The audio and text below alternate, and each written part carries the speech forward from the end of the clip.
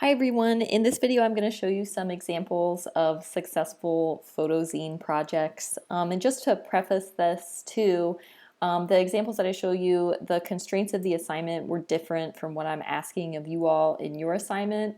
So when I show you the work and I show you the spreads, you'll notice that the students have different photos on the right and left side of the spread. So your spread in InDesign and your booklet is going to look like this. So you'll have the original unedited photo on the left and the edited photo on the right. So you can see a sort of significant difference, or I should see a significant difference between the two. And you can see that in this example, just what I've done to enhance the realism of this image. And that's what we're going for, enhanced realism. We're not trying to change the world, change the landscape of this entire scene. I don't want like a red sky. I'm just trying to enhance what's already there to make it look what I feel is better, to make it look better, okay?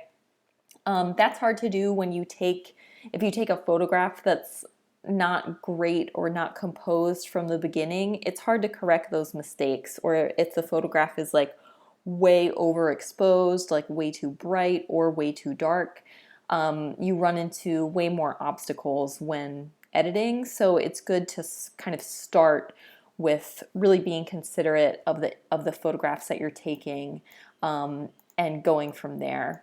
So in this example, this student was visiting McDaniel as an exchange student for a year and was fascinated by the number of American flags. And he says in his written reflection that in France, you just don't see that many French flags flying about. Great cover illustration. So here's the example where you see the two different photos. So in yours, again, I would see the original unedited version and then the edited version of that same photograph. But there's a great thread cast through this entire booklet of seeing the American flag. So great concept. I can tell that he brightened this up. I can tell that he brightened this one up. I can tell that he removed some discoloration from the road. And again, these are things that just, I've been doing this a while. I can look at something and see, kind of look for what has been edited.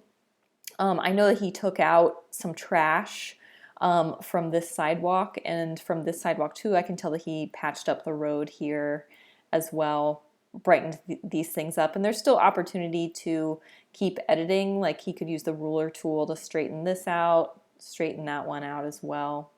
But great concept overall, really nicely composed images in most cases, this being in the near center, this too, of the composition, and this one as well. And great composition for the back cover and including that written statement. So let me close out of this one. And this was a similar concept in terms of the student walked down Main Street in Westminster and took photographs of flags. Great composition, or great composition, great illustration for the front cover. Very simple. I can tell that this has been brightened up. I can see that this has been brightened up, and this flag as well. And these images, you can see they take up all of the space up until the margins, and that's what I'm looking for. This one does not. So that's a weakness there, and that's something, again, that you should consider your composition as you're taking your photographs so that you fulfill the requirements of the assignment. Some of these compositions are not as strong, but I can tell that she was really considering her edits.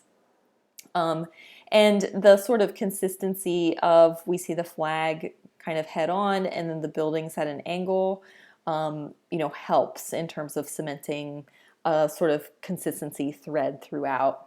Great back cover design with the written reflection on this one. Shows that she watched the InDesign tutorials.